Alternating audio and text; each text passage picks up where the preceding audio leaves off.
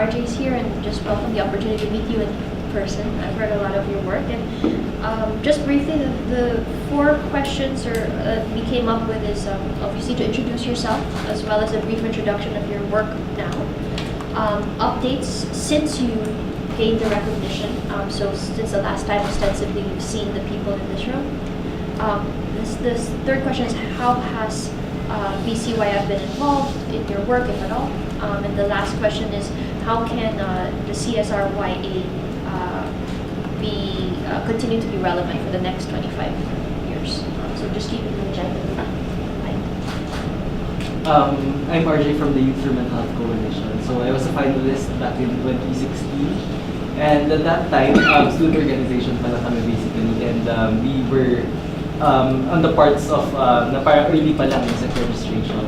So basically, the goal is still the same. We still want a mentally resilient and stigma-free community in terms of mental health.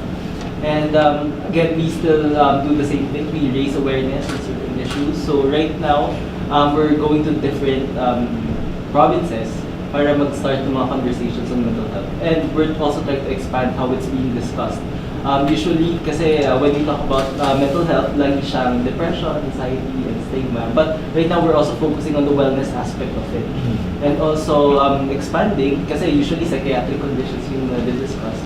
We're now discussing about developmental issues as well as neurological issues. And of course, we're also trying to work with some Sangguniang Kabataan for delivery of psychiatric and psychological services. So before kasi meron kaming mental health missions that we conduct to bring it sa community level, but we thought that it's not very sustainable kasi one time lang siya, and then pag nag-pull out, wala nang parang further initiatives on that. So right now, we're facilitating RTDs in the community. Like for example, last week I was in Iloilo and we facilitated an RTD with civil society organizations, the academia, and even the youth sector, so that we can discuss how do we move forward after we raise awareness and also map out the service delivery networks. So may mga ganong activities yan that we also do with other professional organizations. So we're also working with the World Alliance for Psychosocial Response for mapping out the research agenda in the Philippines. We're working with the DOH for the implementing rules and regulations. We're still starting yung initiatives namin with DepEd to introduce yung mental health friendly schools. But even before, meron na kaming campaigns on developing a mental health policy for schools. Basically yung mental health awareness campaign in school namin, data collection pala. Kasi usually, ang hirap mag-create ng policies kung walang data. And then we try to facilitate discussion inside schools. Sometimes may mga services hindi lang alam ng mga students. And that's also a good way for us to get yung inputs from the main stakeholders, which are the students themselves. Kasi usually top-down yung nagiging approach natin when we craft policies. And then we collate best practices of different student organizations and schools, and then we try to discuss it with others. Right now, I think there's a big call for us to also develop guidelines on how we go about advocacies. Kasi right now, the hype is there when we talk about mental health. And sometimes, may mga organizations that try to raise awareness, but at the same time, they end up harming the community na tinatry nilang gawin or tinatry nilang gawan ng initiative. So, hopefully, magkaroon ng guidelines nga so that we can have level-headed discussions on mental health. Meron kami policy engagement, awareness raising, and we also do solidarity work with other sectors. So, last time, I think last year, nagkaroon kami ng initiatives with the LGBTQI community because we recognize that it's issue na makikita talaga yung intersectionality of mental health. So we work with them para magkaroon ng mga educational discussions on LGBT and mental health. We march with them during Pride March and other initiatives na student-led. So basically, the goal really for YFRMH is to have a platform where the youth can actually engage in mental health and other issues related to it. So yun ba yung sa... I ask a question? Yeah, that's very good. What have you identified as the most common reason that has caused all this, what you call mental health, or maybe can we call it the pressure It's pressure on the youth. No? What has been the most common? I think it's difficult to pinpoint a specific reason, but during our discussions, what they usually say are the rising expectations from the students. Laging discussion yan parang how do we balance yung academic workload and the wellness of the person. And some would say also social media actually plays a big factor. Mas mabilis yung information ngayon, and sometimes may mga risk rin of cyberbullying na sometimes akala nila parang yung call out culture kumbaga. And sometimes we forget na meron kindness pa rin na arsenal in terms of relating to other people. No, because what I have noticed, and I've heard this as a comment, because of the Facebook generation, we don't post our sad stories. We always post the highlights of our lives.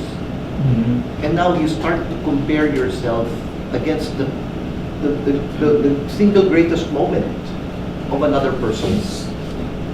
But we really don't know that when that person goes home, what are the real problems? Okay? You know, it's interesting. Yesterday, my wife had me watch a video of a 17-year-old girl who took her life. She was number one in the class. She was an athlete. She was everything. She was the girl who everybody wanted to be. But why did she take her life? It's because, as I always say, weather.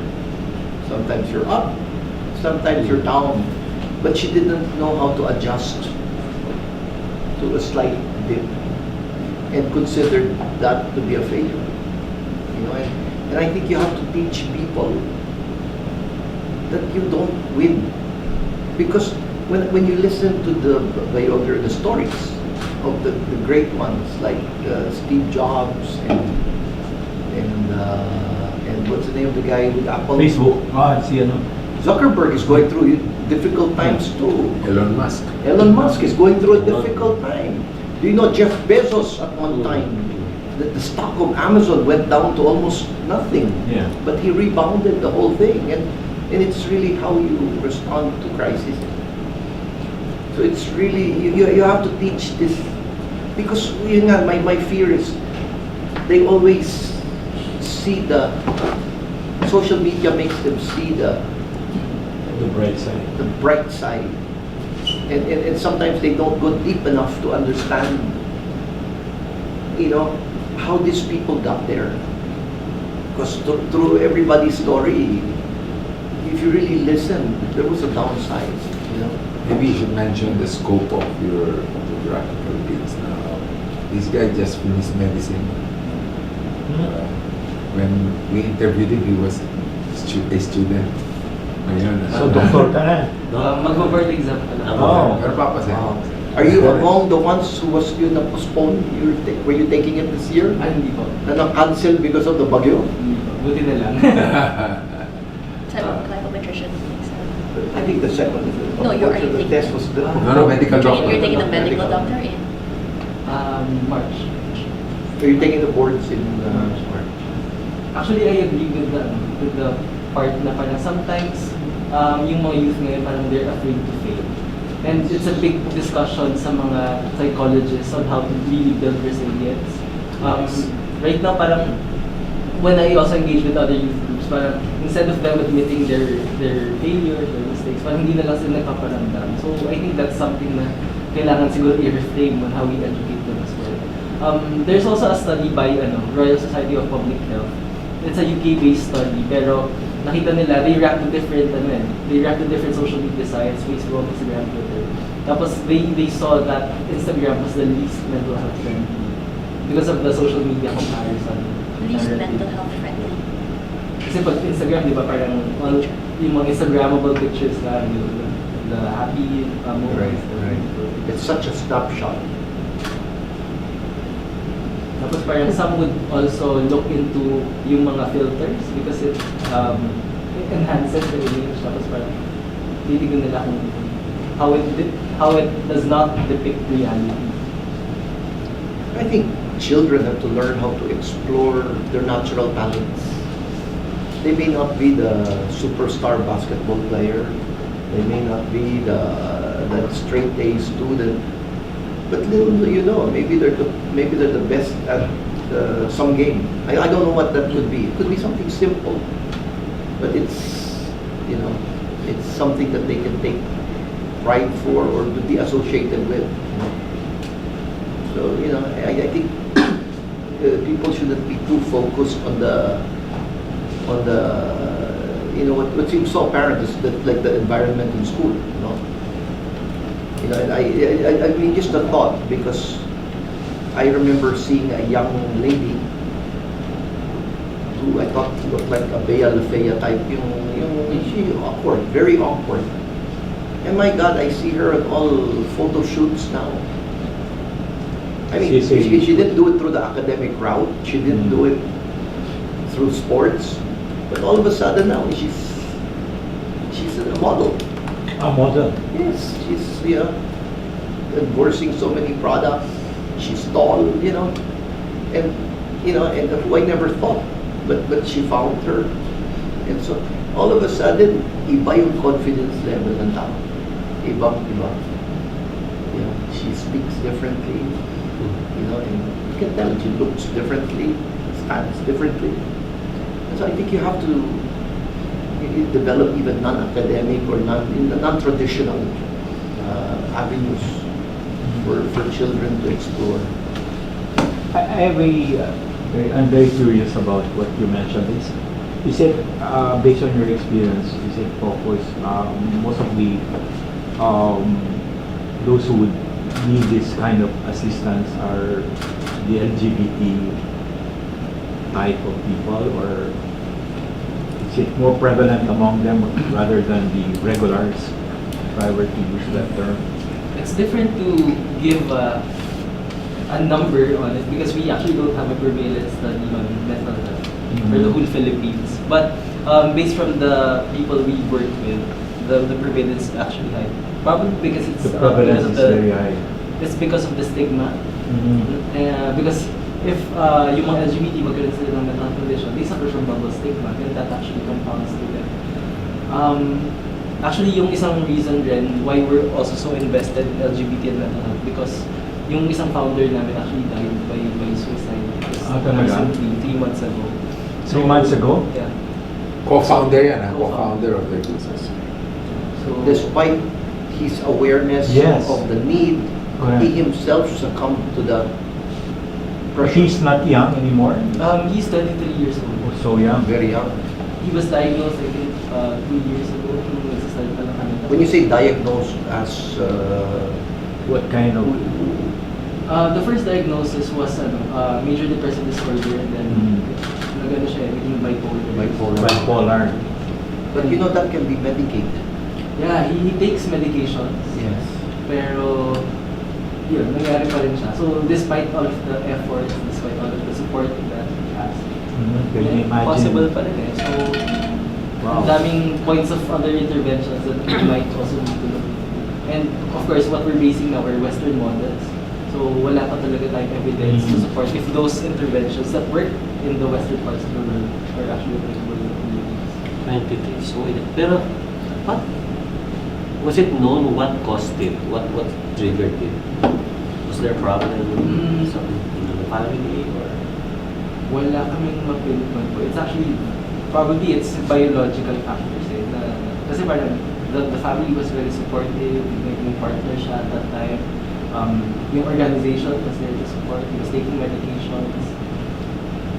Yun. Can you imagine that? You can't really pinpoint.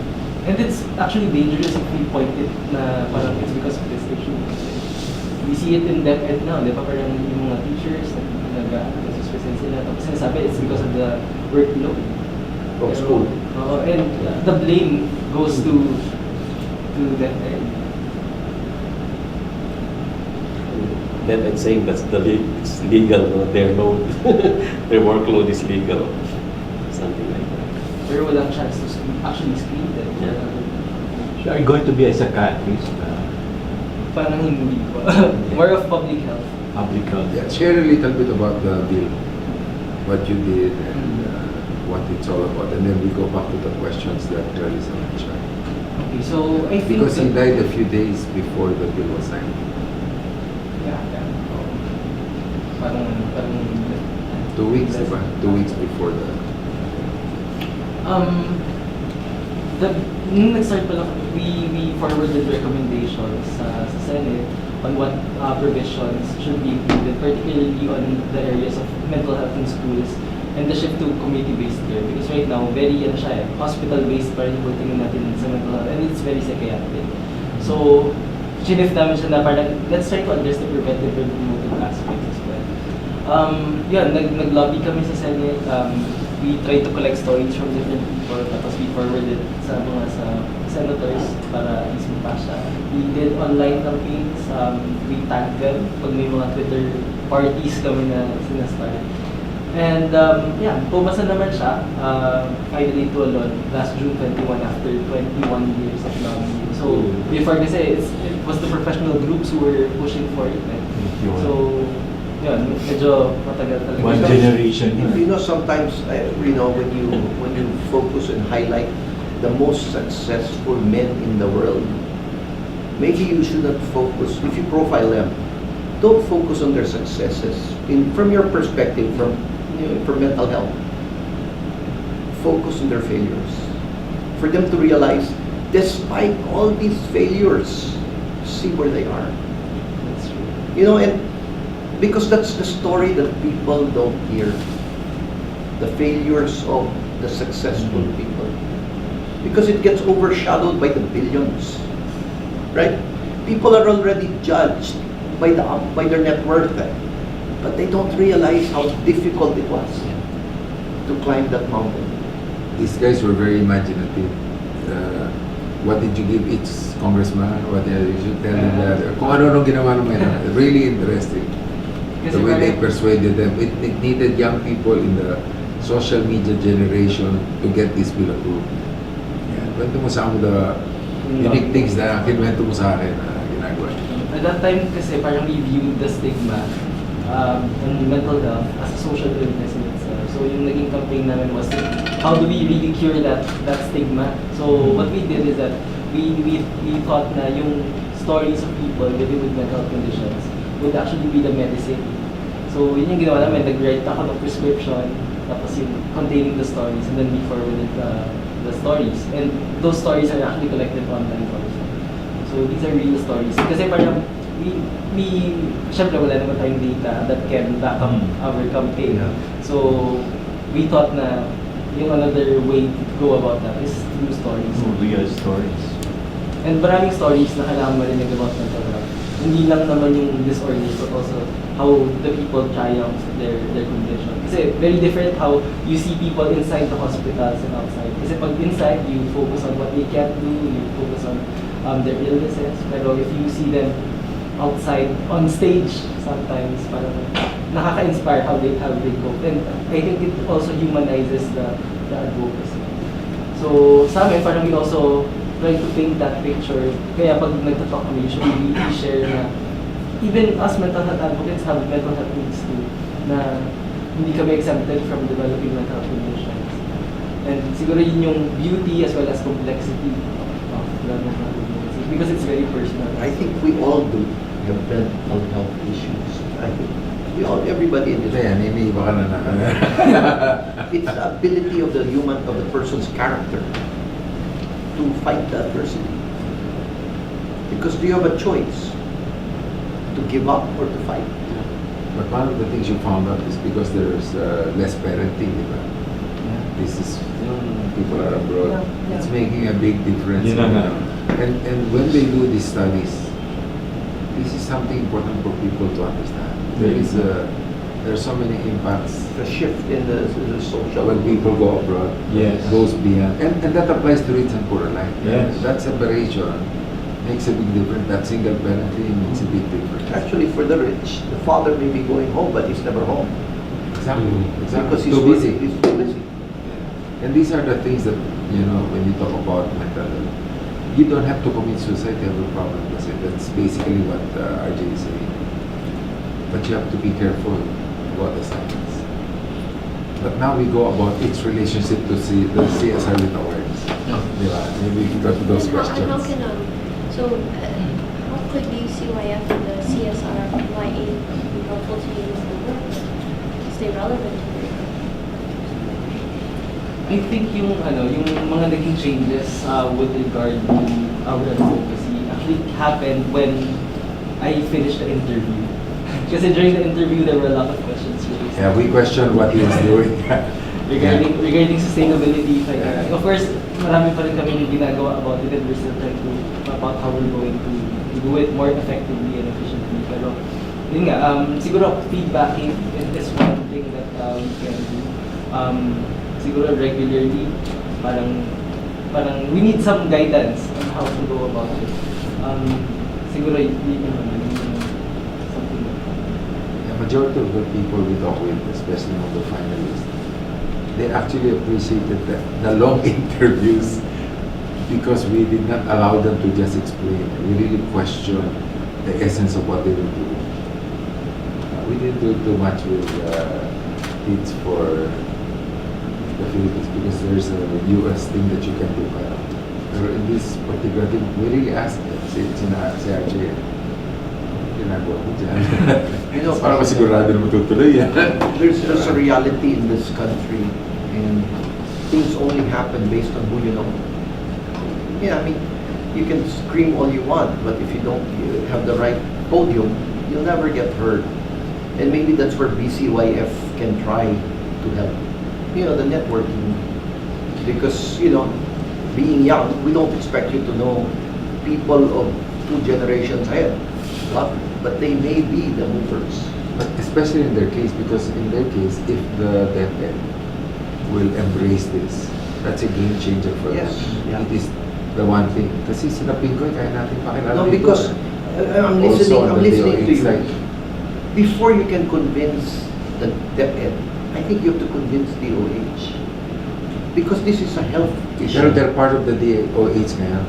You know, the Secretary Duque has a team of very young, your age. I don't know, you're 22, 23, 25. So maybe a think tank of young people. Young people, no? Because knowing that this is the age that you have to forget the 50-year-old person. They'll continue to treat themselves with whatever.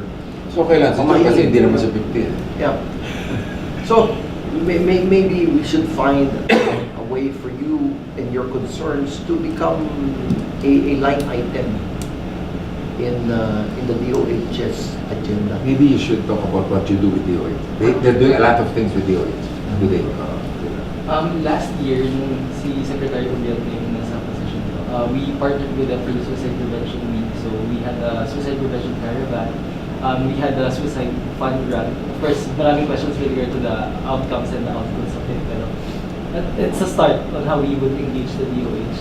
We also had a National Youth Congress for Mental Health. So parang we invited youth leaders from different parts of the country to provide policy recommendations on the IRR also. So yun yung naging parang celebration namin for the World Mental Health Day last year.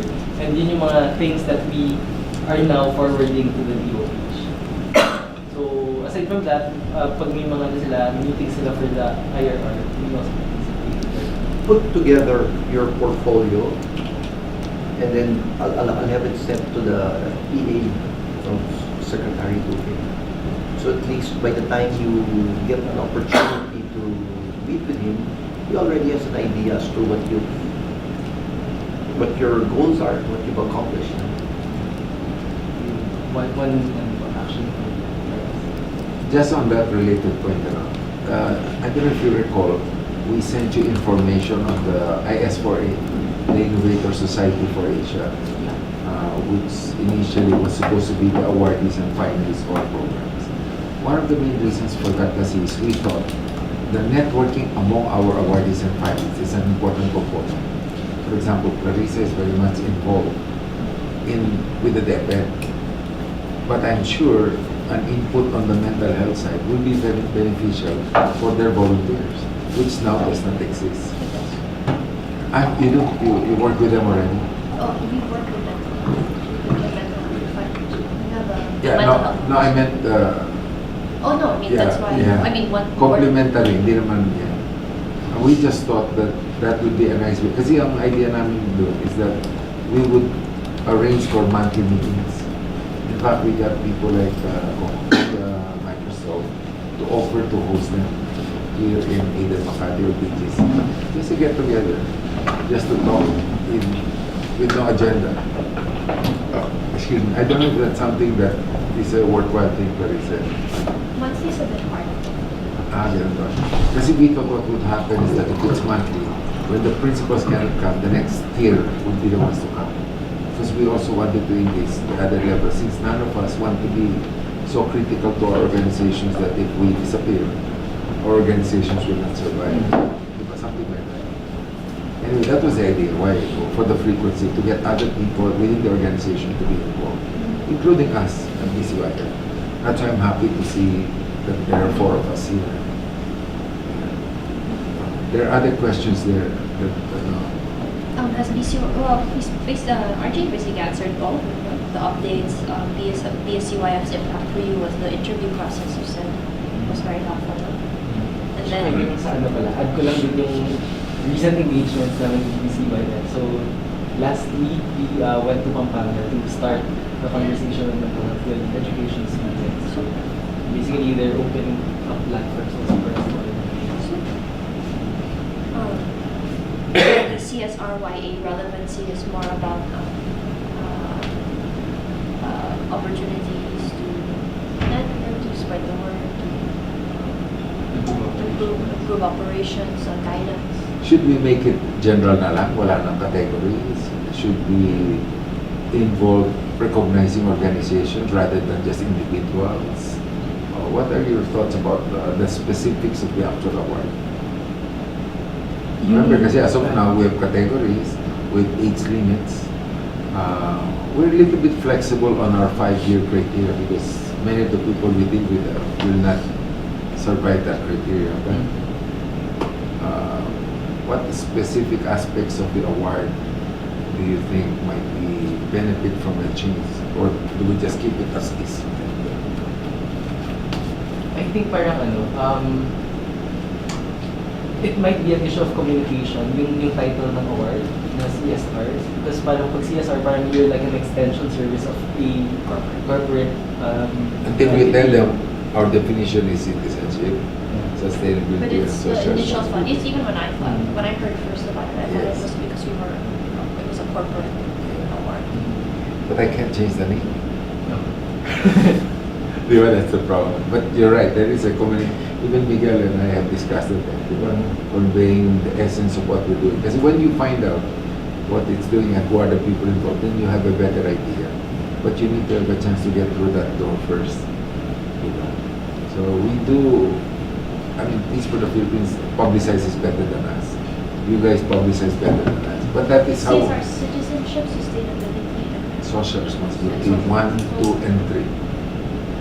Because from the beginning I thought we will do a lot of things, but we will not be the ones that will be recognized. It will be the people we are supporting.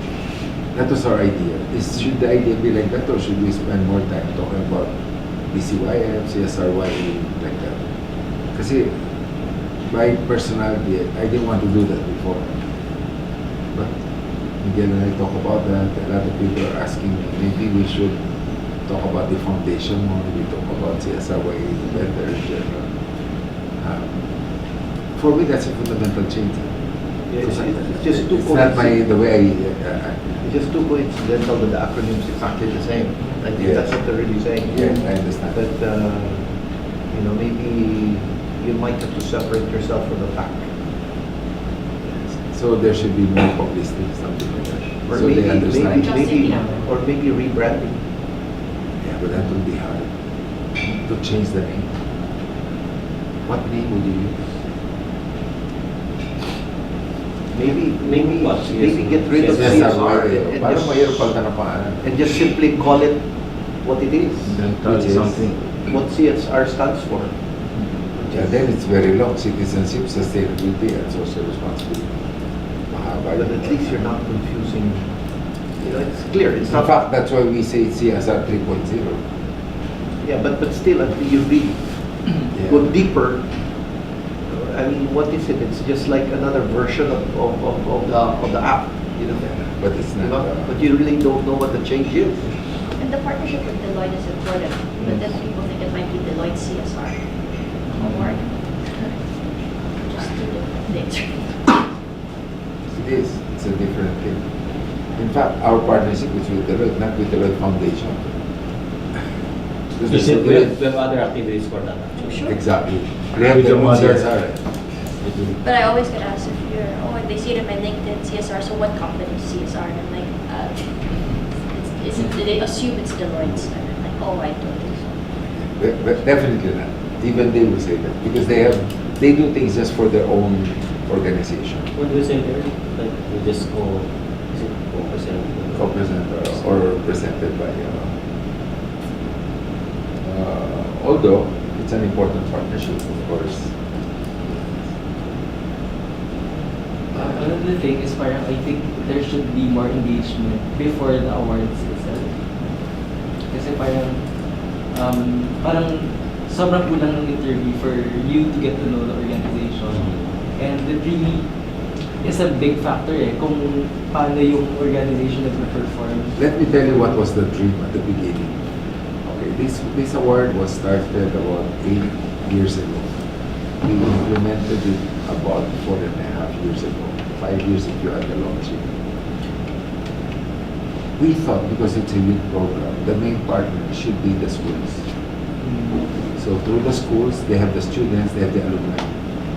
And everyone, except for those who didn't go to school, which is an important sector, but not that big, should have been either a student, a graduate, or in effect, an alumni of a school, public and private. So that was all. That's why we formulated the theory of schools as social change agents. So that was from the beginning. That was the theory. Same theory for the developmental social enterprise awards. The other awards are not similarly organized because, like innovation, it's not about age. It's not. So for this one, it was about schools. So the engagement was supposed to be through schools. Our problem then began to be too many schools want us to launch in their school. There's a physical impossibility. I mean, in the last 3 months, I have made 16 trips. In the last 3 months. You will run out of, I mean, the last one 2 weeks ago in Iloilo, 2,700 people showed up. Ano, convocation to? No, it was one of our campus tours. But it's only the second time in 25 years that we combine everything. So CSR, social enterprise, innovation, etc. In effect, it's a social development tool. But after that, this group said we will help get CSR youth awardees. This one said, and so on. Is that still a good approach to go to the schools? Or because the other way there is JCs have been asking us for a long time to partner with us. But I look at Rotary, we have Rotaract and Interact. I don't know if that's a better one than JCs. Kasi I was a JC, so I know what's in the JC. Different profile. Totally different. Different profile. So we But enjoy a lot in JC. The nice thing about Rotaract and Interact, it's called grassroots. And maybe the reach will be wider. Kasi now we're experimenting with this partnership with 3830 and the other districts. Yes. If it works out, then we might do it also with the Rotary. Rotaract is the No, Rotary is the college component, Interact is the high school component, with the Rotary principles being brought down to the schools. But it's still a change because that's working, although they're in the school, you're working with the civic group more than the schools. But going to the youth themselves, through the schools, which is a better venue, would be more direct. I mean, Yes, ang problema lang is we need a lot of people to go to the schools. We're being asked to go to every region and about 30 provinces. pero This year I said I can visit 18 provinces. That's a lot. pero siguro I probably still you have 2 more to can go. schedule them out by region. Yeah, but we need that will require the board and the advisory council to take a bigger role. Because there's a physical impossibility there. Of the 52 weeks, only about 30 are practical as being part of your schedule when you go around. This year is unusual. We brought everything to November, but beginning next year, we're back to the old schedule. So it is September, but it's not going to be November like this year. We just did this because it's our silver anniversary. So that's a question. Do we go to civic clubs in addition to that, or do we do just an open call? It's easier. Online. I believe it's easier to go organize because you have to build an army, and because when you do these things, you can't spearhead it like BCYM. Because of the problem, it has to become a movement wherein the buy-in is from people who have friends afflicted and people who are. One of the results of these many trips in the last 3 months is that we have agreed to charter 5 clubs or associations. So by November, we will have 3 in Luzon and NCR, 1 in Visayas, 1 in Mindanao. What organizations are you? CSR Youth Asia, which is a movement. I created that about 6 years ago. So tiring na ito, no? I started that about 6 years ago. Part of the CSR development program. CSR development program has 5 components. There is a youth CSR component. There is one for professionals and adults. There is one for schools as social change agents. There is the recognition program or the CSR Youth Awards. But now we're coming out with a younger version because the senior high school and junior high school have been asking me for a long time to have something. I just cannot call it junior CSR YA. So part of the delay is because we cannot find it. Tony, I was just reading something and it makes me think, is mental health directly connected to what you call the values and what do you call it, your program? Faith and values Faith program. and values program. Is it directly related? Because children are now, what do you call that?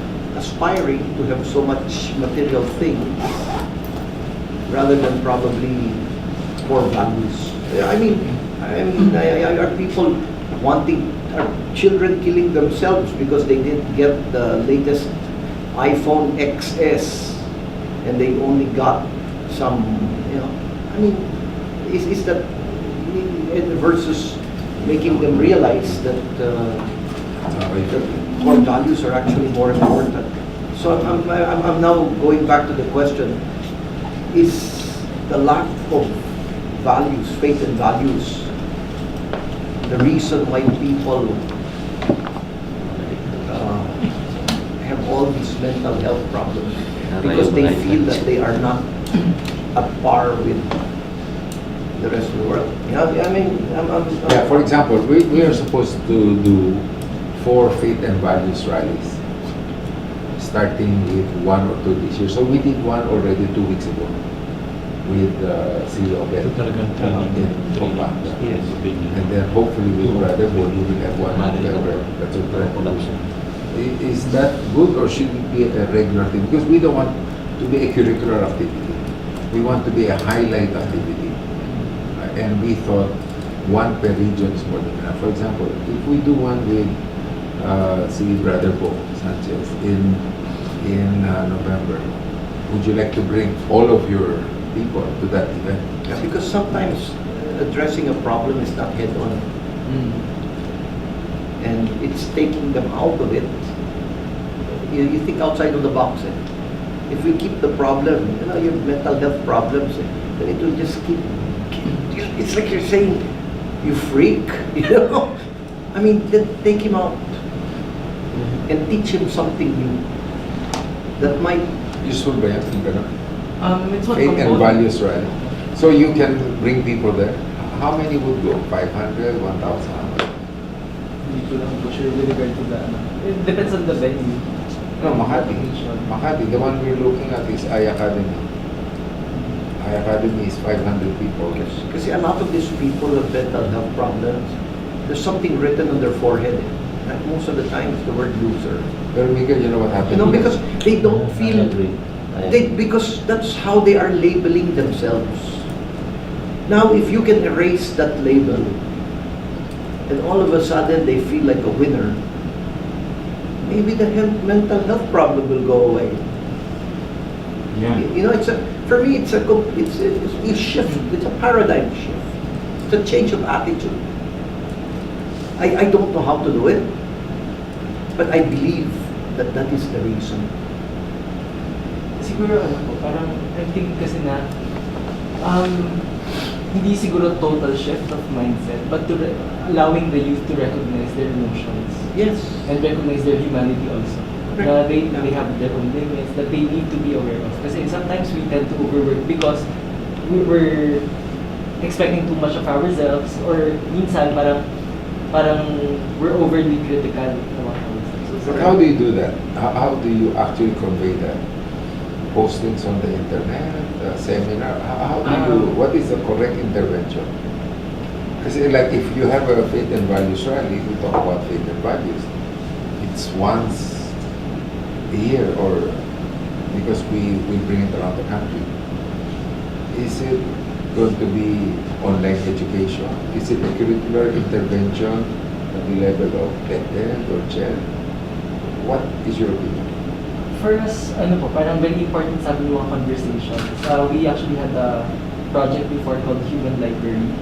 So instead of you borrowing books, you let people borrow people. Yes. So parang minsan kasi yung empathy is parang we see it as a skill that needs to be practiced, and you can only practice it if you engage directly with people. So I think one way to do that is by having small discussions and really delving to their experience. Parang yung Alcoholic Anonymous. Parang Is ganun that- po siya. Parang ganun. Yeah, Pero but yung then now alcohol- you need a lot of people doing this because they need it. Oo You, nga. you really can mandate it from an organization RJ, like us.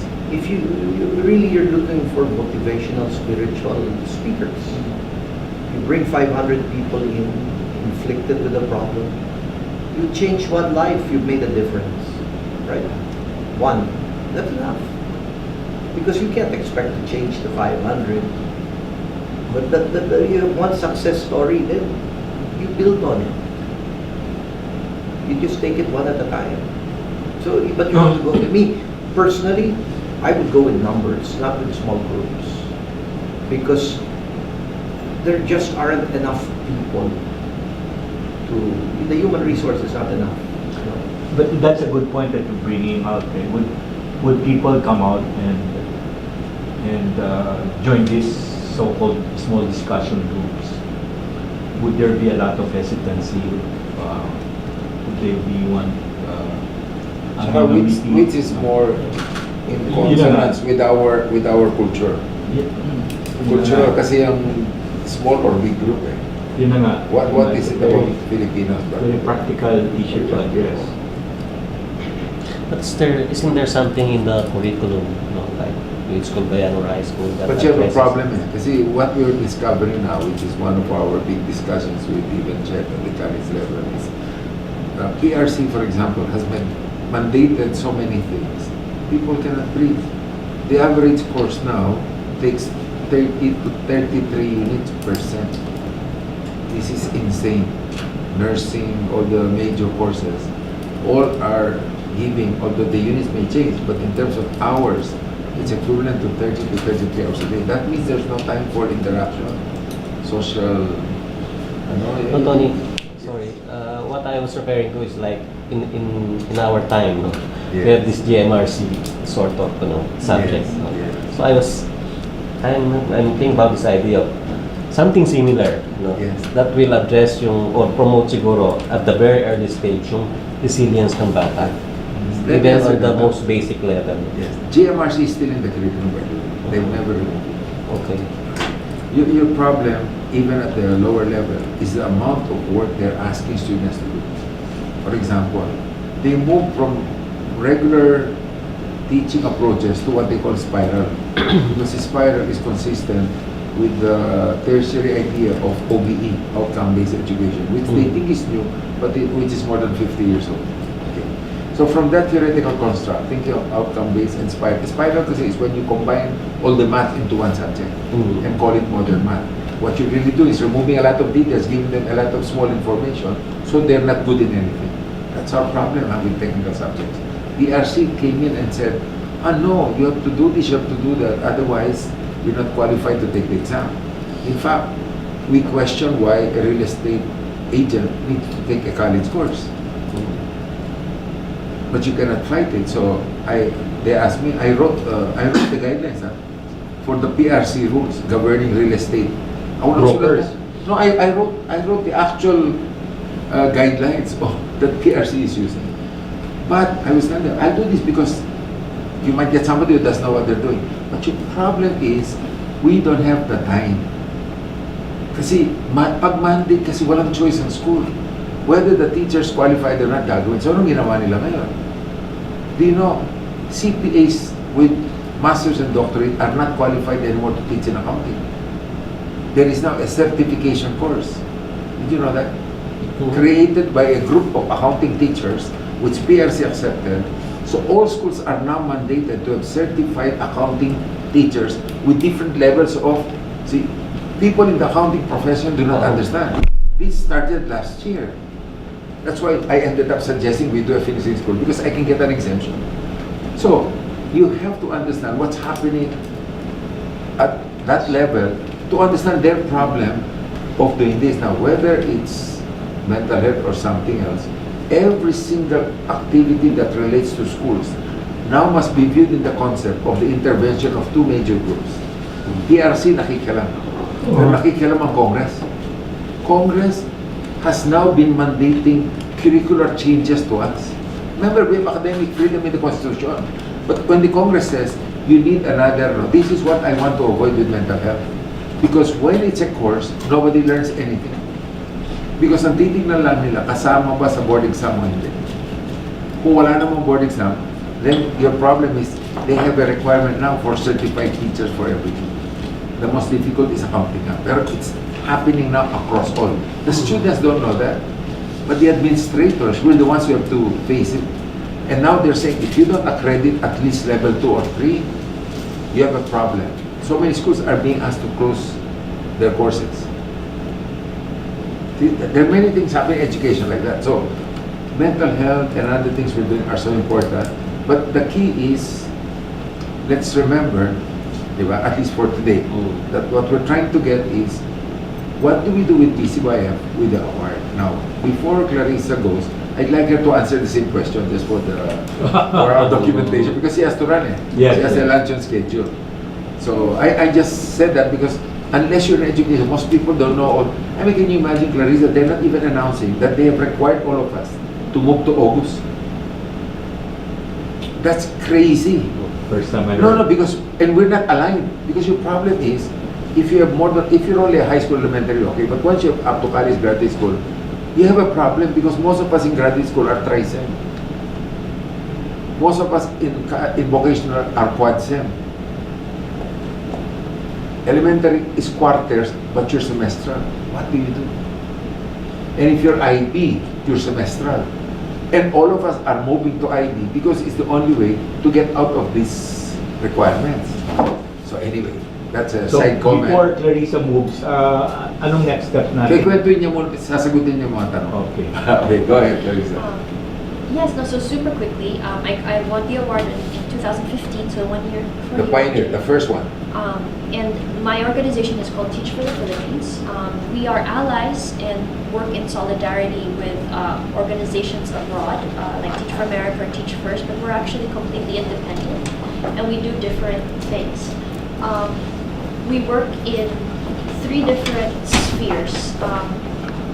I don't call it building blocks, I try to visualize circles, so like a Venn diagram. The first Venn diagram we work in, well, the vision of our organization is that all Filipino children have a right to an excellent education. And specifically, we define this through investing in education quality, not just access. So we don't work in building schools or building classrooms, but we work on the quality and outcome of learning that's happening in the classroom. Again, three concentric circles. The first stage is working on improving student learning outcomes. So we work directly with teachers and then actually do internal and third-party pre- and post-tests to ensure that the learning outcomes in the schools and the public schools we work with are improving, because education is critical for our country's future success. Education is also something you can never take away from a child. We work mostly in public elementary schools and mostly in the early grades, 1, 2, 3, and 4. The second is we work with public school teachers. We hire non-traditional teachers, so individuals like RJ and myself who may not have studied education for undergrad, but then we get them to take the 18 units and the lead. We also recruit and hire existing public school teachers. So we work non-traditional and with traditional teachers to provide them professional development training. So coaching as well as training, individualized coaching and training. The third level that we work in is in policy. So after our non-traditional teachers finish teaching and they don't want to stay in the system like our traditional teachers, we offer them a third-year extension to work in the office of their local government or in the national government with CHED, DepEd, Senate, etc. About 80% of our non-traditional teachers continue to work in education reform. 40% of them have been absorbed by the government. And the idea is that we really need to work very closely with government as an NGO because it represents the only sustainable mechanism for community change. In my lifetime, there will always be a government of sorts. And so we need to make sure they're as equally as invested as we are in education quality. Just to specifically answer your question, Antonio, about the CSR-YA program, I think the one thing I'd like to see more of in this country is the celebration of the whole organization and the youth. I think many times we can tend to focus a lot on an individual and everything becomes about one person when it's actually a movement or a group of people that are behind the work. So that's been important for me, and that's something at least Teach for the Philippines has been looking out for, that we celebrate the collective effort that it takes to do something. You're talking about suggesting that the award should be given to groups rather than individuals.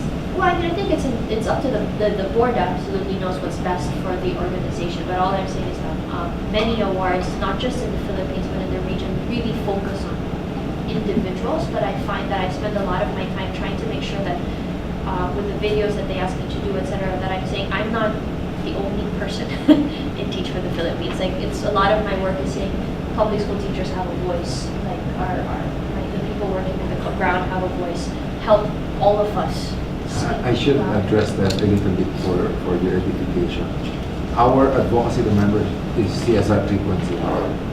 3.0 is personal CSR. By definition, therefore, if you're personal CSR advocates, you must recognize individuals. Now, there are groups like Tayo, for example, etc., and they've been talking to us, through my son, who is the EVP of the foundation, about the tie-up. And I was telling them, we can tie up, but the reality is, whether for business or an NGO, there's always one person, even if there are 3 founders or whatever, who somehow, at least at a certain point in time, it can change, but there's always an individual who seems to be critical for any organization at any point in time. In fact, the challenge of those individuals who are broad-minded is how to bring not only the collective but individuals to take over, because collectives, groups cannot take over. There must be a leader always, and it is from that idea of personal leadership, personal CSR, that we ended up with awards for individuals. It's not like we did not discuss. That's why it took 3 to 4 years of preparation, because there's a lot of discussion about why not the group. And I was telling them, the problem with the group is you're not recognizing the real person who may have started it, even if somebody has continued, and so on. Now, I do recognize that when you go to your next phase, all these other questions arise. That's why I thought we need to have 2 review sessions, one for our developmental social enterprise awards, another one's for this, although we're starting with this, and ask the question, so what do we do with the award? So I appreciate that. And we can look at a way of recognizing organizations without giving up on the individuals. I think that's possible. We have enough. I think you could very well say, the main plaque is being given to Clarissa as the founder, and there could be an attached trophy to the organization. Okay? That's what we can discuss. So now, as the secretary of the organization, I can hold that plaque because it now addresses the organization as a whole. So maybe you recognize both. And a celebration of the approach. Yes. Or whatever that organization is doing and why you guys find it. So we will agenda that on our meeting this coming Tuesday, October 2, for our board meeting. The other suggestion I have, but again, it's totally up to the board, so thank you so much for clarifying. I think that makes a lot of sense, and again, the board of PCUF knows very well what this award stands for and where it goes, but just from on-the-ground experience, a lot of so in 2015, we were only 2 years old. I think maybe I won't go out on a limb here, but I'm sure RJ and the rest think about our own sustainability and fundraising, right? So I don't know if you've ever considered a monetary component to the award, but definitely for the organization that would make it helpful. There should be a cash prize, that's what you're saying. For the organization, not to the individual, but to support the work. So let me explain that, because we discussed that today. Greg Navarro and I had long discussions on this. In fact, I designated Jojo Armenta to talk to him so there's a youth perspective, and they discussed a lot. In fact, most of those in the first group knew Jojo Armenta because he's the one. I said, Joe, whether you stay in the organization or not, you have to talk about this individual. So two aspects. The first is to understand that our vision of personal responsibility covers three very clear areas. You must be a good citizen. You must somehow understand all these issues related to the environment and climate and so on. And number three, the corporate part of CSR 1.0 and 2.0 apply to your organization. That's why we say social responsibility 1, 2, and 3. What is 1? 1 is the traditional corporate social responsibility, which applies to organizations. 2 is the transformative part for those who are maturing in their appreciation of what the organizational development should be. But then 3, then say, but in both cases, do not forget there are individuals who are leaders, but there are individuals, parts of the wheel, maybe small cuts who are equally important. And that's why for those who do very well, we have a next stage award called the National Search for Hometown Heroes. The National Search for Hometown Heroes, if you like, is the senior version of the CSR Youth Awards. Because when I announced it, I said I have 5 awards.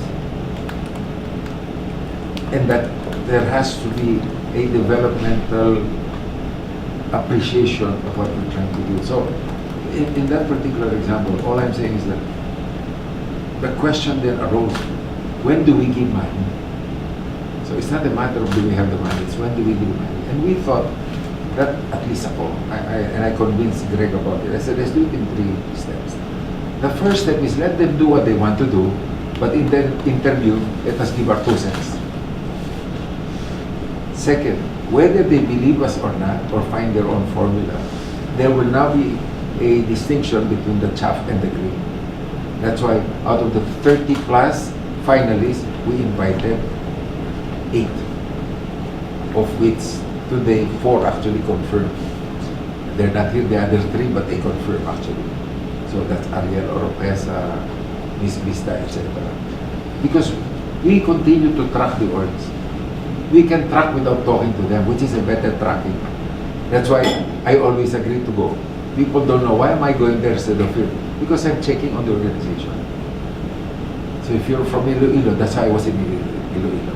Because I wanted to check, I believe in personal checking. Okay. If you arrive at a situation where more or less you seem to be addressing the issue vibrantly, there is supposed to be a follow-through. Let's say, I don't know if you recall it, I always say there's a follow-through, except my follow-through takes 5 years. Because if you look at the studies, the first 5 years are critical for not-for-profits. It's a different standard for for-profits. For-profits, they talk of months, anywhere from 6 to 32 months. Pero for an org, it's 5 years. If you survive in 5 years viable, then for me, I will come in for takeoff. That's why I always say, I think my friends here have heard me, you've heard me, I always talk about scalability. If you survive the 5 years, I want to come in with scalability. That's why it's only now I'm talking about a review, because magfo 4 years na. So to go to scalability in the 5th, I have to do this now. And that's what I share with people. I'm a real teacher. So when I wrote this, I really wrote what is that. You may disagree with me, but at least you know what I stand for. And I told them, pinag-isipan ko yan. Pinag-aralan ko yung research. Tinignan ko yung my studies. Most people who are successful don't even know the stages of the development of specific organization types. And there's no distinction between the West and the East. Pareho sila. So that's where we are. Now, how we intervene, that's what I'm asking now, is precisely, and I appreciate that because I know the next intervention must include money. But look at it. You are a more resilient organization if you made your own decision on viability and sustainability. Do you ever want to share that with the award winners or your press about what That's the IS4A. That's why we organized it last year. You guys did not attend, but those who attended got the message from me. That's why that thing meets every quarter. And I encourage you to join. Kaya lang, I cannot force people to, but that's the discussion there.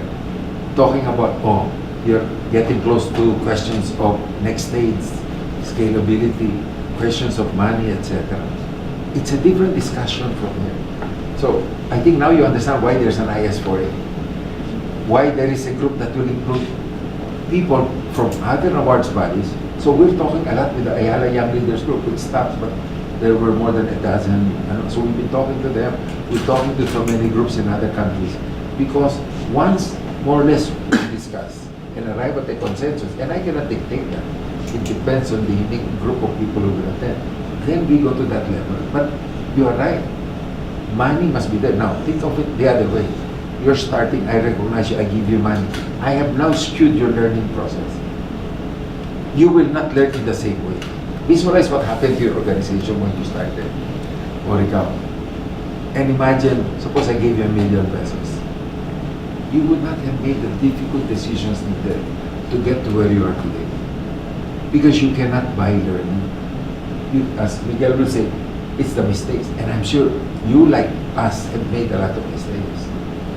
I don't want to remove from you the pain of going through that. Because that's part of true education. So you're saying easy come, easy go. Or worse, easy come, no learning. Yeah. But there's no harm in that if Deloitte says, I want to see this organization survive. You know, I mean, if you're going to come in and give recognition and stamp approval or give legitimacy to certain approaches, there's no harm in saying, actually, before we continue, I want to see you. But we say that in the interviews. You can ask him, we say that in the interviews. And although it's similar message, it's actually different specifics. Because we don't ask the same question, even if we're asking the same area of questioning. So you understand? I am coming, remember, from business consultancy. So I have seen a lot of businesses fail, even among the big boys. I have been sent to go to so many places to study about this. I even was asked once to stay 1 month in India, studying their businesses. And all those experiences convinced me that there is a portion of self-realization and learning that you must impose on an NGO, which normally is not imposed. Especially for us, who I admit I am a bleeding heart. I have to be restrained. I'm the guy no longer allowed in my own school during collection time because anybody who asks me, I say, sure, take the exam. I'm not allowed by my own staff. So, I have to fight against that wanting to be my brother's keeper. Because I have learned that when you learn these things, whether you become an employee or you get other people, because part of the problem you have at the next level is how do you enrich your internal discussion and development as you resolve those issues. That is where I want to come in with resources. Because you will have to take additional risk if you want to be a long-lasting organization. That's why when people say, I did this, now I'm doing something else, they think I will react. I go, no.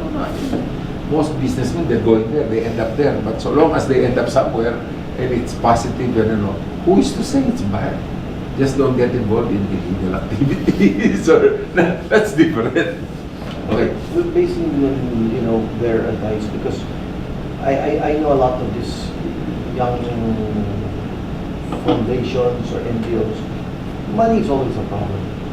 Then maybe we should look at a downstream approach also. That's what we have to discuss. From the time they win, based on I guess the longevity, and that maybe the price could also, or the assistance could come later. Well, this is one of the things, diba? I think Clarissa will know this. So, Greg and I were discussing this. For example, sabi niya, ako nang bala kay Clarissa. Nabi niya sa akin yun. That's why he would call you, then kikwento ako, then you need the speaker, he'll take care of it. And I was telling you, you're skewing the process. But I'm gonna let you, because we're partners. In reality, we always tell people, but only for awardees and not the finalists, because the awardees, if you like, you can engage us and we will help you institutionalize, but we will not impose. It's like accreditation in my school. Everybody accredits. They are level 2, level 3, level 4, but when you talk to them, it's a lot of nice documents. So the education is the same. Yes, they get money, but look at the graduates. The real accreditation is the people inside at some point in time will say, you know what, we should get independent accreditation. In 93-94, I did ISO, I did accreditation. I'm the first school to have ISO in the whole Philippines. But I did not mandate the committee. The second one will be only now, more than 20 years later. Why?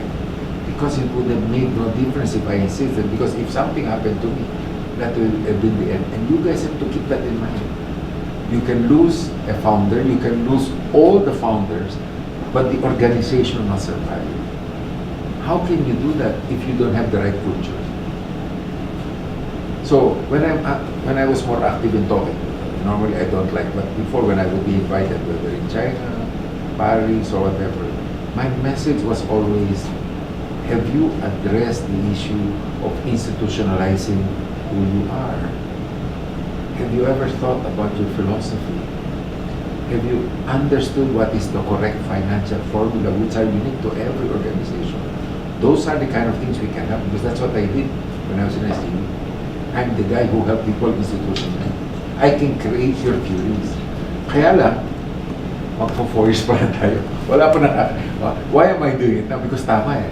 I want 18 months of preparation to go there. So, for those who are awardees, but this time we expanded it to finalists who we have identified.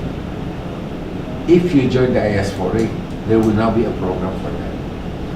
Now, yung sinasabi ni Miguel, yung at the beginning meron, pag-uusapan natin. That's a second agenda. That's why this meeting is useful. Kasi without this, wala sa agenda namin to. No different from a corporation. A corporation has to have a mover, a CEO who has the spirit to fight and make it grow. But again, as Tony said, life is not eternal.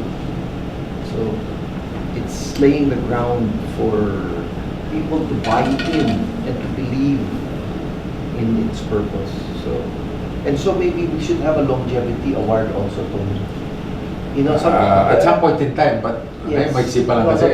But now, let's say, like Clarissa was a winner 4 years ago. 4 years ago. That maybe on the 5th year, you kind of bring back. Now you're not focusing on her. No, that's why we're talking now. I mean, I know the family, and yet I never called because I thought the timing is wrong. Yeah, but maybe now we should focus and review not her, but the organization.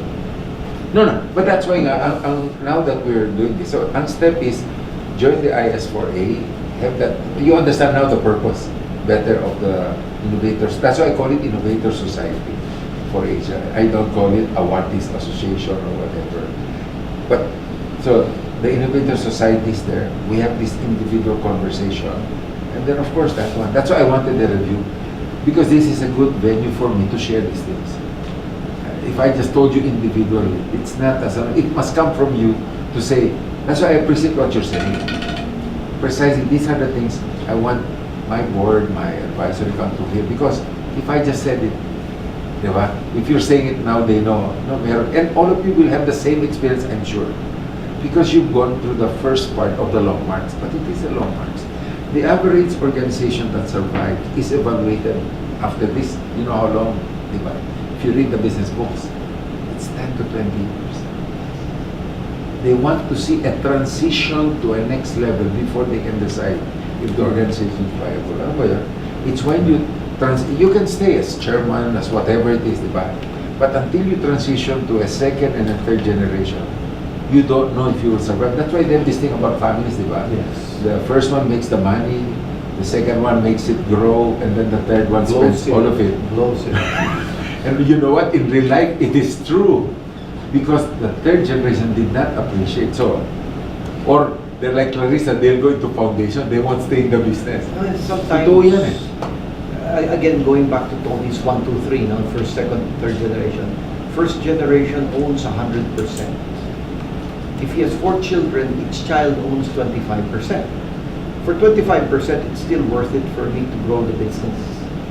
But now, if the second generation has 4 children, how much do they each have? 1/6. Or From 1/4 to 1/6. No, now they're 1/4 of 1/4. That's 1/16. Okay, 1/16. Okay. Pare, but major ako, di ba? Okay. Now, I'm just joking. it's still worth your while. Now, in your case, because you are cost-oriented, you have to have people who buy into the equity. That's why it's a more difficult. But you know? as it goes down, they're buying 100% all the time because they're believers. Diba? And even if you go down to the 4th and the 5th generation, they're still buying 100% of the equity because it's indivisible. It's a vision. And that's why you need a slightly different model. Yeah. That's all I'm trying to share.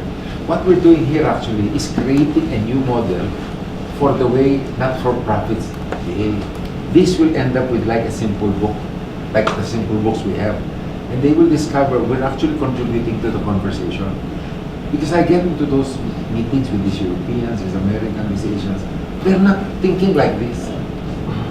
That's why, look at the problem of Mr. Yunus in his organization. Anong gagawin niya pag wala siya? You know, that's why I brought up the issue of faith and values. Because my question always was, let's assume that I'm a billionaire. But was it really meant for me? Or was it meant for another purpose? Diba?